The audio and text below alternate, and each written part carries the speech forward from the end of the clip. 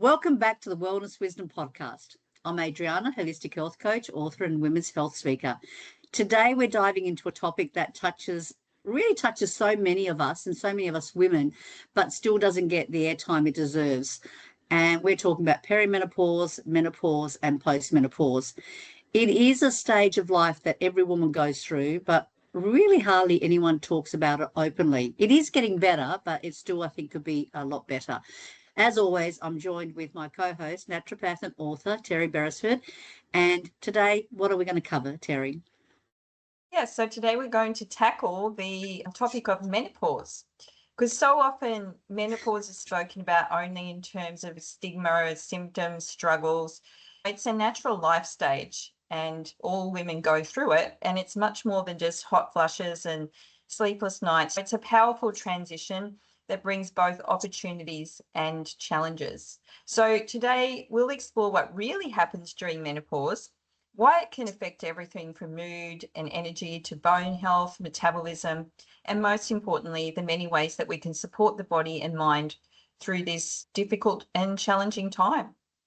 Yeah, because it can really feel overwhelming and even quite isolating at times. And you and I both, and many others in this area of health, want to change that. So let's start with the basics. Hear a lot of women saying, "What is happening to me?" Or "I don't know if I'm in perimenopause or menopause, or if I'm just stressed." So, Terrie, how do we know what's going on? What is perimenopause and menopause, and how does it affect the body? Maybe we just have to start with the whole transition of what menopause Sure. actually is, because if we break it down, it's that natural biological transition, the end of women's reproductive years when they can no longer have children. So it's the diagnosis of menopause is when there's been 12 consecutive months without a menstrual period. And that usually would occur between 45 and 55, but as you can probably attest, it can happen earlier than that. And the other thing I think that is real misconception is that it's going to happen suddenly. And it doesn't. We're talking about, you brought up perimenopause, which is those transition years, and that can begin in the late 30s to early 40s, and sometimes earlier. For some women, it can be the early 30s. I see all kinds of things these days. And so what's happening then is that the estrogen and the progesterone levels start to fluctuate. And when that happens, because I don't know, a lot of people aren't even aware of what happens in order for women to get pregnant, because you need that first phase of the cycle, the first 14 days is in that ovulation cycle, pre-ovulatory cycle. The follicular phase is when we get the estrogen increasing to have that egg that's going to drop from the ovaries. And then we have progesterone that increases in that second part of the cycle to make it, if the egg is fertilized, so the implantation, it thickens the uterine lining. And if pregnancy doesn't take place, then that's when you get a period. Okay, so that's the basics of hormones 101. Yeah, exactly.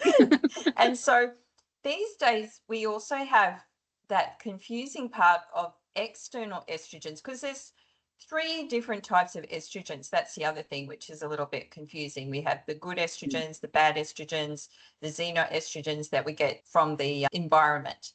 So these can also play havoc on the imbalance between the good to the bad estrogens and then the progesterone. So all of these things can be starting to fluctuate and cause problems: hot flushes, night sweats, mood swings, sleep difficulties, skin changes, breast tenderness, bloatedness.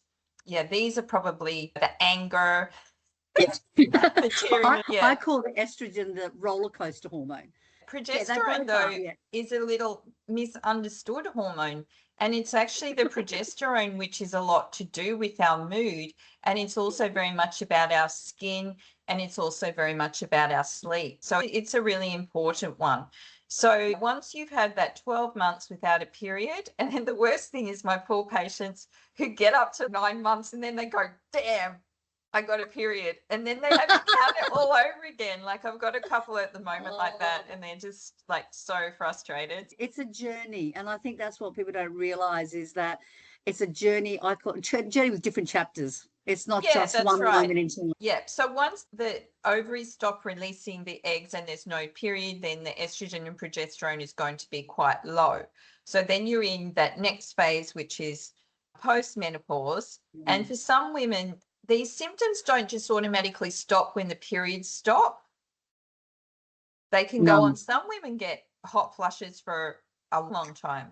Yeah, And it could be even 10 years later. Absolutely. yeah. I know women with that for sure. Yeah, but the issue is the longer term health considerations is the fact that estrogen helps our bones, estrogen protects our heart, and then the metabolism as well. So women after menopause at an increased risk of cardiovascular events and obviously osteoporosis as well is another challenge. So that's basically biologically what's happening. So in simple terms, estrogen is after menopause, it's low. It's low, yes. It drops significantly. And so that's why you get the hot flushes. The vaginal dryness is another real challenge for women. And then thinning of the hair, the bones, and the skin. And yeah, the same with the progesterone also declines. And so as we discussed some of those, but testosterone is the other one. And testosterone also decreases. And testosterone is a big one for a libido, but also muscle mass and that kind of get up and go. But after that transition where we're getting less of the ovary production of estrogen and progesterone, the adrenal glands are still producing estrogen and progesterone. So we'll talk about how we really need to protect our adrenals. And in Western society, we're really not doing that. Everyone's in their fight or flight rather than in their rest and digest, which we've spoken about a lot. Our sympathetic versus parasympathetic nervous system. So some of the other things. I was just going to say, before we do that, I was just going to say, just some examples of what women go through. Like there was one woman that was laughing at the fact that when all this was happening, she felt like a teenager all over again, because one month she had sore, swollen breasts and heavy bleeding. The next she was walking in the night drenched in sweat and wondering what was going on. And with progesterone, there was another client that she couldn't understand why she couldn't sleep, why her sleep had turned upside down. So here she is finally falling asleep. And what happens at 2 a.m.? She's got these waking up anxious thoughts, which is your classic low progesterone insomnia, basically. Yep. But I do have to say that with the testosterone, number one, you mentioned that at the gym, I used to recover quickly after workouts and then suddenly sore for days. But you mentioned libido, and I was at a seminar just the other day, and some lady stood up and wanted to ask a question because she said, I'm 42. I've been told I'm perimenopausal. And here I was having a great libido, loving sex. She has now nothing. What is going on? Well, that's the testosterone. It's not the same symptoms for every woman. Everyone has different things. Yeah. Everyone has different things. A big one can be with going into menopause is migraines and headaches. That's a really big issue because of the fluctuations in their estrogen. But another one, which we haven't spoken about yet, is the brain fog, short-term memory, forgetfulness, difficulty concentrating. People feel like they're going to lose their mind. It's so much. And it's funny because when I was giving a menopause seminar about a month ago, and I had a bunch of women there were some men there as well, and the women were saying, oh, I haven't experienced that. And then another one saying, I feel like at work I just shouldn't be working anymore because I can't remember things or I've forgotten. So everyone has different symptoms. But look, there is hope. Look, the one thing I think we should say is there is hope, is it? But I just wanted to bring that up just to let people know it's not all doom and gloom. But even dryness of the eyes, like a lot more issues with eye infections and pterygiums and things like that, crawling skin. These are all things. Joint pain is another really big one that we should add to that, and especially the abdominal change in the metabolism, where people come in and they feel like they can't lose weight around their belly, that belly fat. I think we've covered most of the other ones. I think so. The joint pain was a good one because, again, there was this Dr. Michelle Bridges, again, another seminar, and Michelle Bridges, right, fit, absolutely looked after herself, and she didn't know she was even in perimenopausal because she was having all these hip joint sort of issues, and found out later that she was, and didn't even think that was something that was part of it. Yeah, interesting. Exactly. So it's not an illness, it's a natural stage of life. But unfortunately, those important hormones, they lead to such wide ranging effects in the physical, emotional, spiritual. I find the patients that I work with ahead of time, like before they've gone into perimenopause or even in perimenopause, are going to come through it much more than the people that come to me when they're already in it. And mostly these days, people aren't looking after those type of people haven't been looking after their body, their liver, their adrenals, their overall hormones. So unfortunately, they're probably more likely to be getting those symptoms. What worse? They have Worse. absolutely. Yeah, they would tend to get the worst because we would have been working on people's hormonal health to balance out things, because our environment is not conducive these days to healthy, balanced hormones at all. So maybe we can dive into some of the natural things that we could do. I think so. I think you mentioned that people come to see you. People can go to a health professional, and there's a lot of community and peer support out there.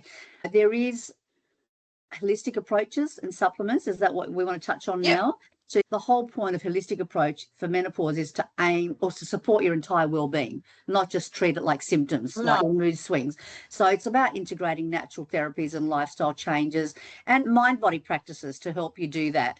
You do lifestyle of things like sleep, stress management, movement, nutrition, hydration, joy and connection. Connection and joy, I think, are huge. You need to enjoy life and laugh.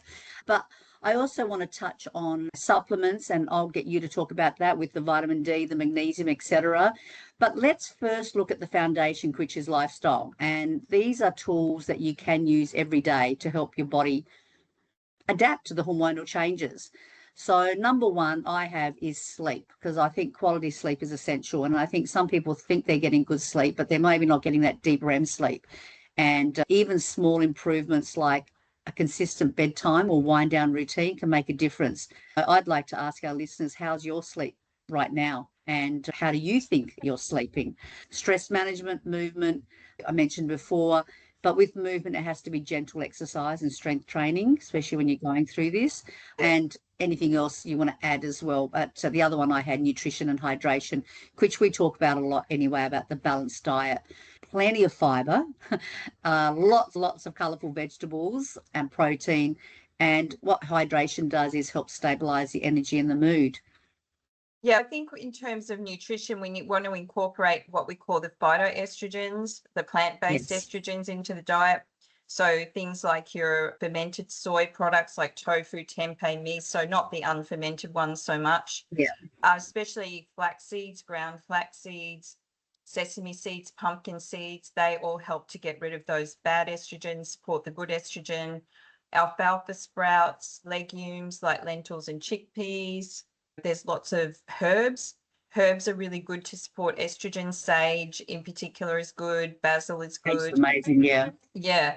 And limiting, though, I think that on the other side, so getting your good quality protein, your good fats as well. So you need your good fats, but you don't really want all of those grains and carbohydrates because they're going to make any inflammatory situation worse. They'll exacerbate hot flushes, especially too much caffeine, alcohol and sugar. A lot of people really find that those can exacerbate their hot flushes quite a lot. So staying away from those kind of things, and just looking at your overall metabolism and metabolic health, which we did in our last podcast. So maybe people can check that one out. Yeah. Hydration, filtered water obviously is what we want to go for, not overeating.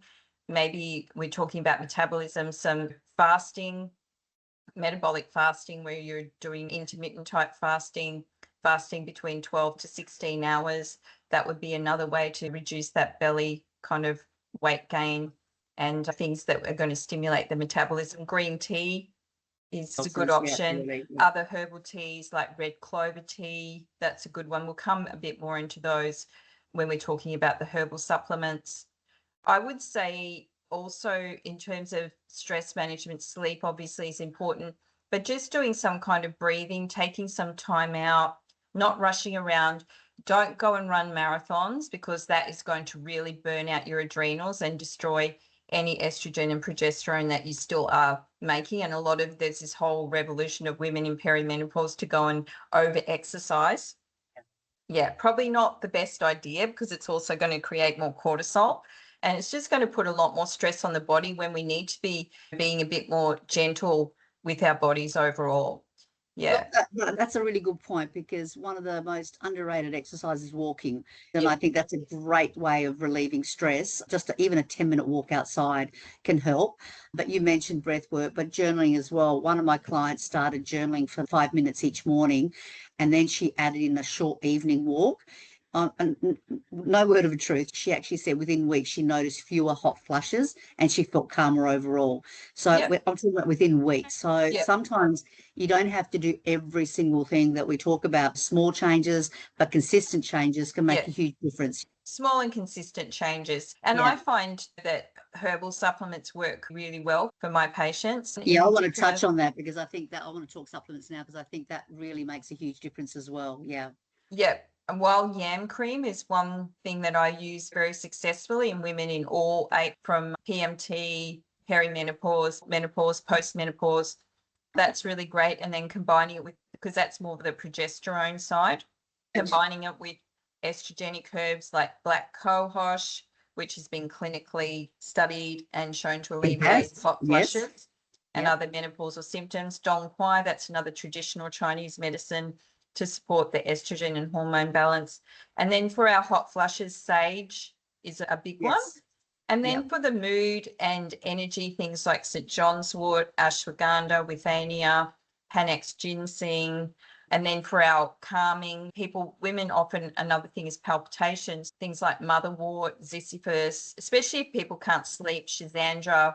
We've got so many amazing herbs. It's just really interesting.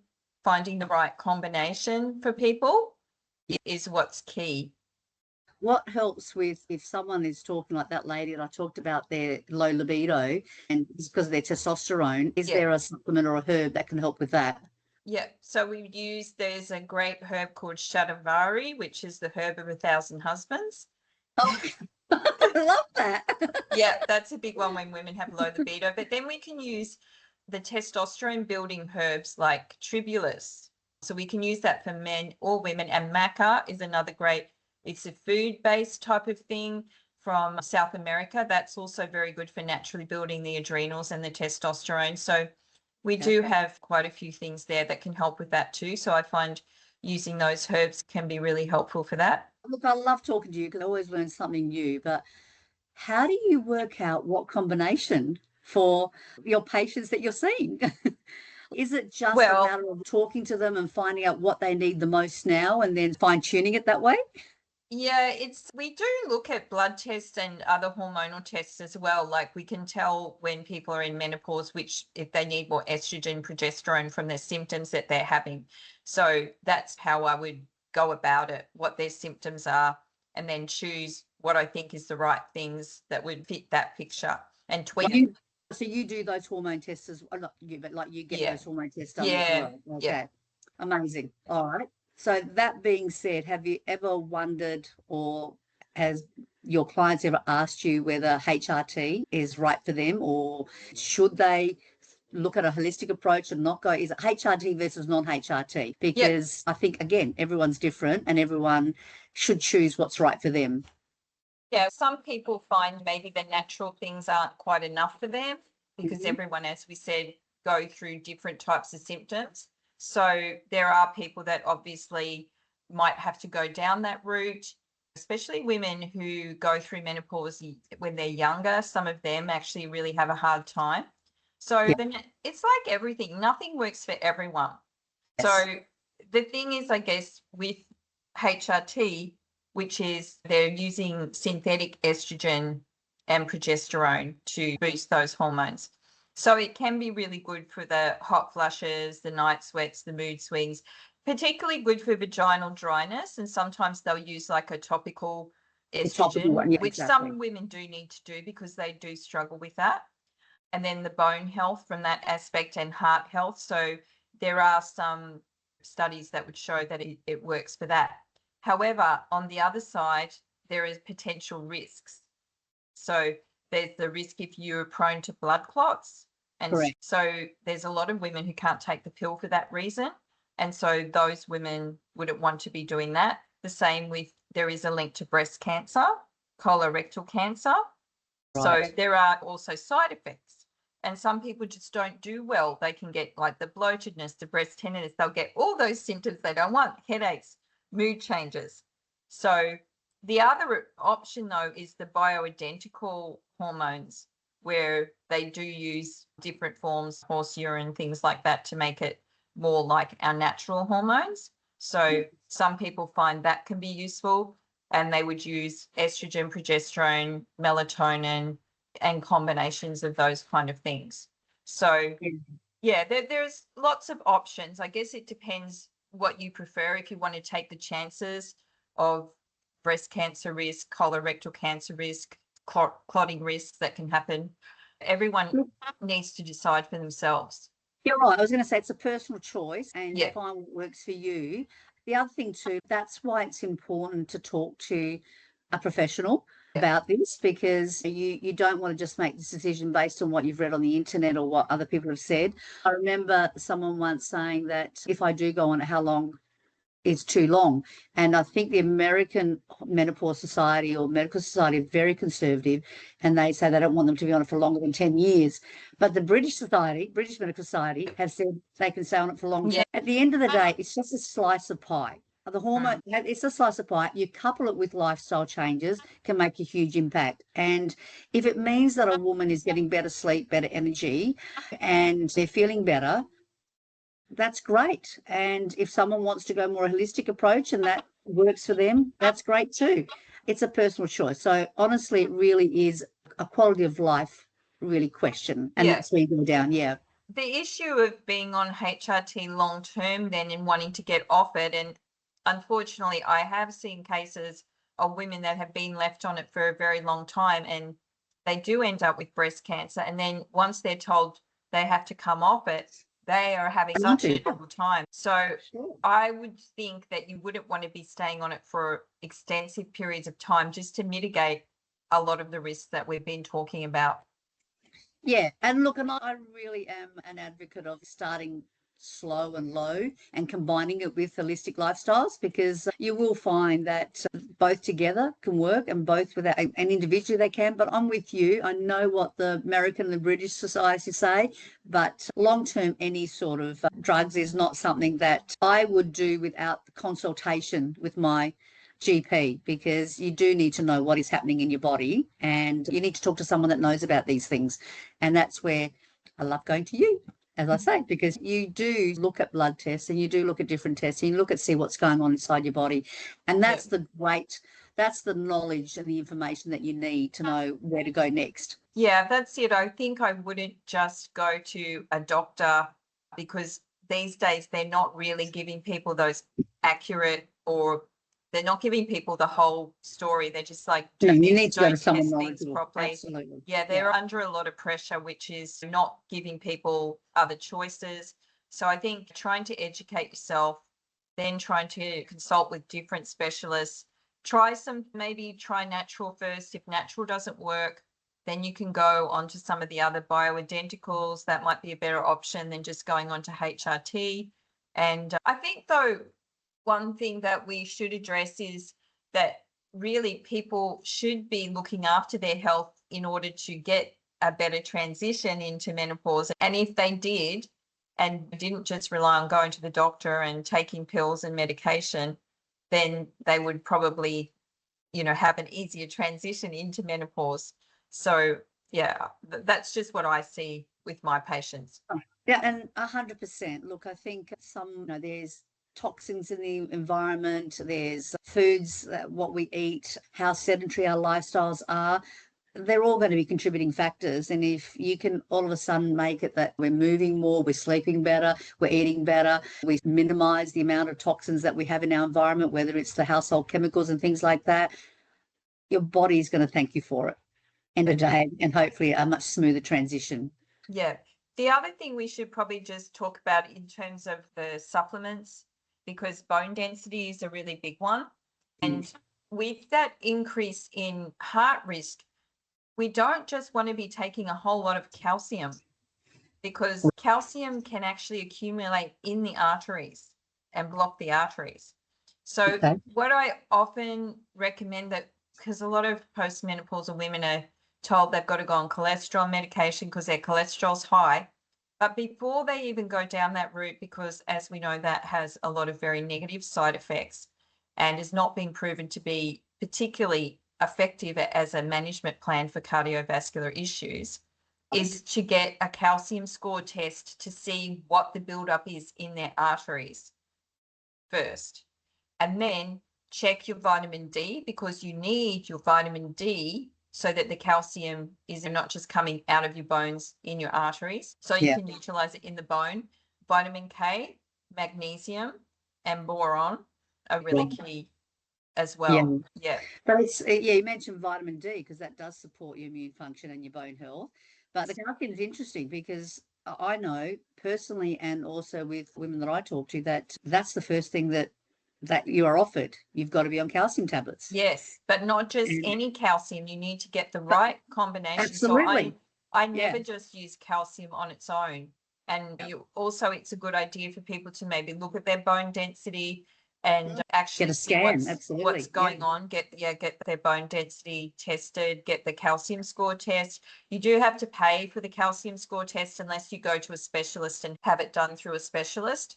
It's well worth looking at.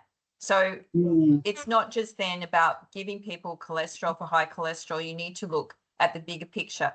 Do I have high blood pressure? Do I have high cholesterol? Do I have buildup in my arteries? Do I have high blood sugar? So that's where it's seeing an integrative doctor, seeing someone like myself. I had a lady who just came in today. She was just told to have statins, which she took a few and felt really unwell. But she's got a significant buildup in certain parts of her arteries. She's had high blood pressure, but there's other things that the doctor didn't look at, was just saying, go on to this cholesterol medication. So now we're getting additional information to try to work out what's the best strategy for her. No, that's why I love integrative GPs or a functional medicine person or a naturopath, because they're not looking at just, I guess, zoning in on that one thing, because that one thing may not be the real issue, the real underlying issue, and they're looking at the bigger picture. And I love that you said that, because I think that's what people need to be more aware of is, okay, yes, you think it's this one thing, but let's see, why is it that one thing is happening now? What's actually what's the build up to it? Yeah. And another thing about cholesterol is that cholesterol can be high when the thyroid is under stress. And there's an epidemic of thyroid issues in postmenopausal women group. So that's another thing that I always try to evaluate. Whereas in Australia, we only do the TSH, thyroid stimulating hormone, as a measure of thyroid function, which is very inaccurate. So we need to look at T3, T4, reverse T3, and if they have an autoimmune issue with their thyroid. This is not something that regular doctors will look at, because under Medicare, unless the TSH is abnormal, they won't test any of the other thyroid hormones under Medicare. So, yeah, it's very tricky. Okay. So I'm a layman person. Let's say I don't know any of these things. How do I know what to ask for? You don't. You go to your doctor trusting that the doctor knows what they're doing. But the doctor doesn't know what they're doing from a functional point of view. They know maybe from, if you're lucky, they know about pathology. But these days, we seem to have, it appears, in Australia, a system where a GP now is not like a GP used to be when we were kids. A GP now pretty much farms people out to specialists for their $400 consultation. Yeah, that's, yes. Yes, I have my viewpoints on that. Yes. Yeah, you can definitely relate to that one. So that's where there is like so many people, and this has happened probably since COVID in particular, where people are so disillusioned with their doctors. They don't trust what the doctors are saying. And so they're seeking out more information. But the other issue that we have is that there is so much misinformation out there on the internet, and so much marketing. And people rely on that too. Yeah. They do. And you can't blame them, because they don't understand. They haven't studied nutrition and all of these other things like I have. And it's a minefield. It's an absolute minefield, even with all the supplements that are coming through to me, practitioner supplements, people that approach me. It is An absolute minefield. That's why I love herbs, because herbs are tried and true. There's a lot of new things coming out, and I experiment with all of the new things, but herbs are tried and true things that have been around for centuries. Centuries, absolutely. Yeah. Yeah, and we do know that even though there might not be, there is scientific evidence coming out, but not always sure I rely on that. But there's so much, hundreds and thousands of years of empirical evidence around herbs. And I see it every day, and I see how much it's helped me. And I know you can say the same thing. Oh, look, I can. And what I find a bit disconcerting is that the fact that the GPs are not helping you as much as you would like them to. I know people that have gone from GP to functional medicine people and professionals, and they have said their world has changed all of a sudden, Yeah. and things that they thought could never be changed as now their health is so much better. And then I know that I've spoken to certain specialists who are very encouraging of me having an open mind, but when talking about the fact that I'm going for a herbal liquid or a tablet or a pharmaceutical drug that they suggested, say that, oh, that's high risk. And they're very, and I get they come from a very conservative mindset, but like you said, the herbal liquids have been around for centuries. And they haven't killed a lot of people. Hello. I know. Yeah, the mind boggles about what's going on out there in terms of health with pharmaceutical companies and doctors and specialists.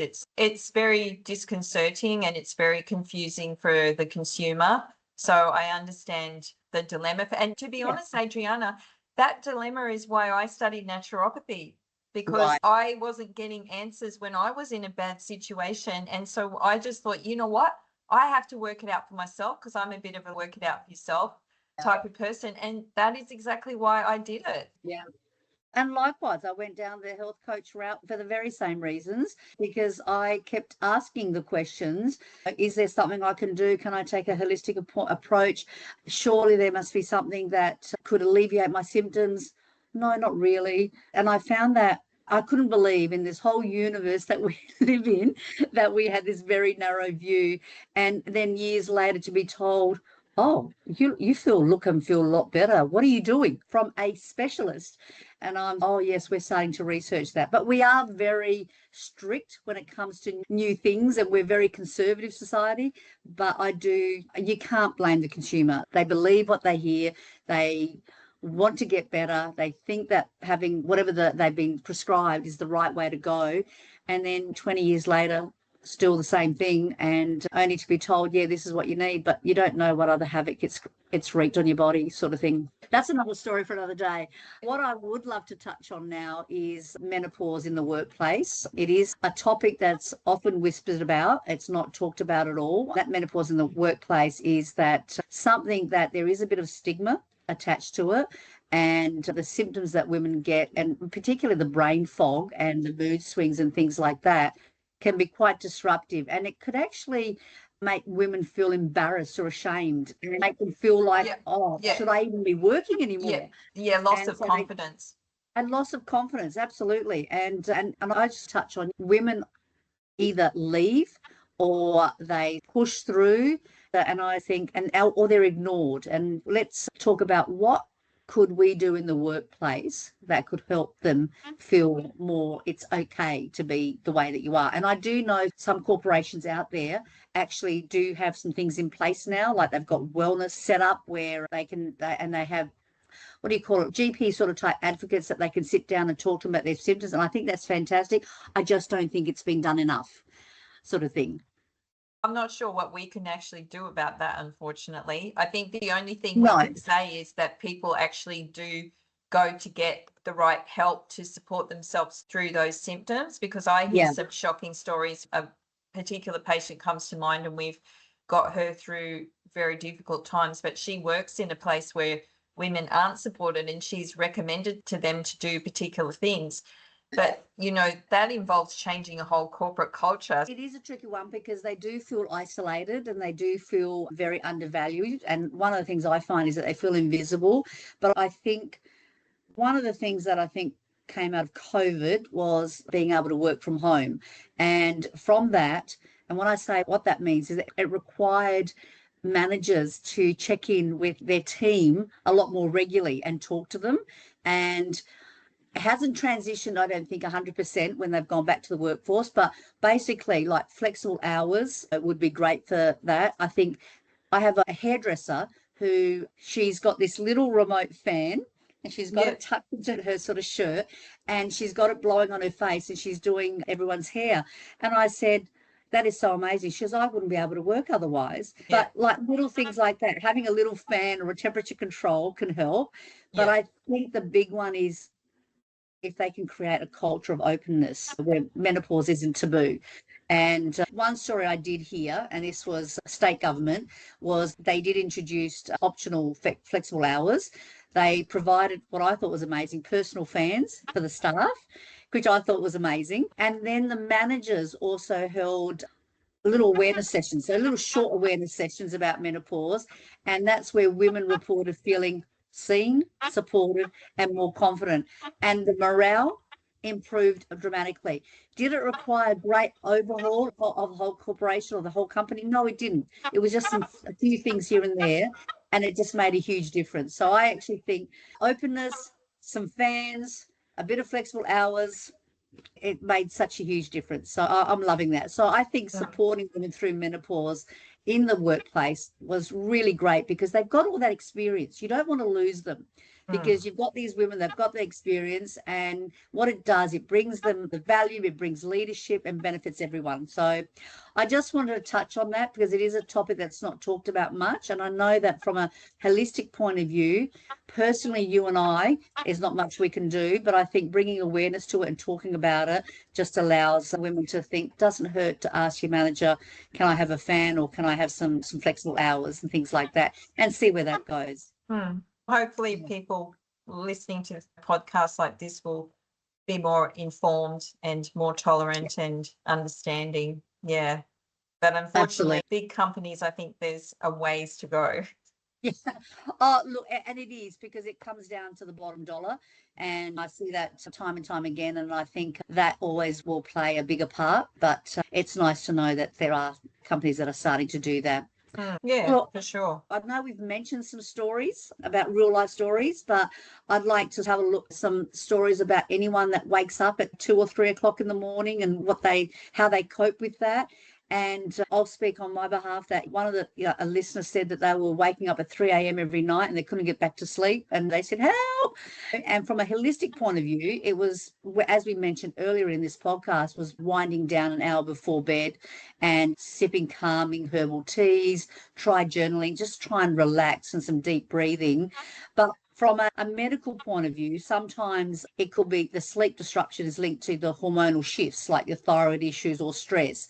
Once you speak to a professional about it, you can rule out any underlying conditions or recommend treatments. Find an option. Acupuncture actually is a very successful one too. So that's something that I would recommend that women try that together with herbs.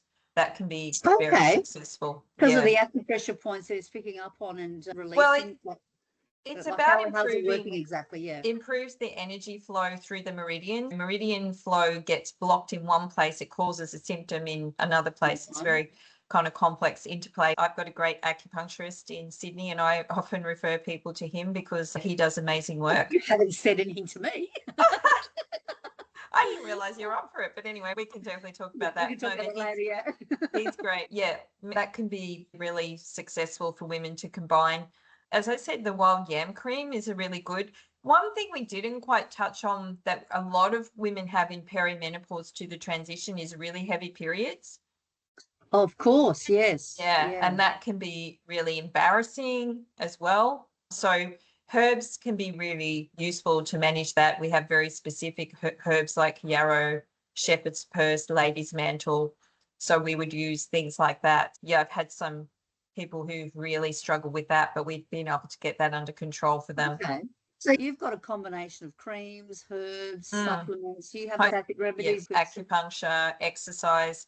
I like yoga nidra, which is a relaxation technique. I think that works really well. But yeah, the wind down, I think the adrenals, I think as we always seem to go back to, it's about healthy routines. And I was having a discussion with one of my naturopath colleagues yesterday, and we were saying what hope is there for people with the stress levels these days.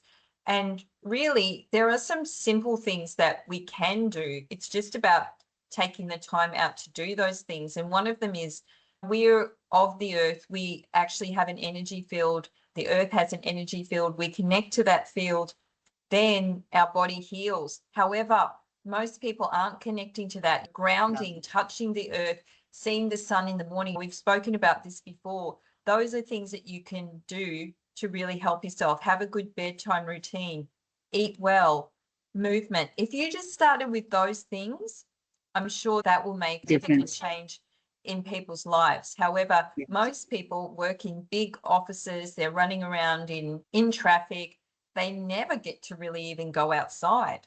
And look, and it's not just people in offices. I see really busy mums transporting their kids to schools all over the place. Yeah, that's what I mean. You know? Our lifestyles are not conducive to health.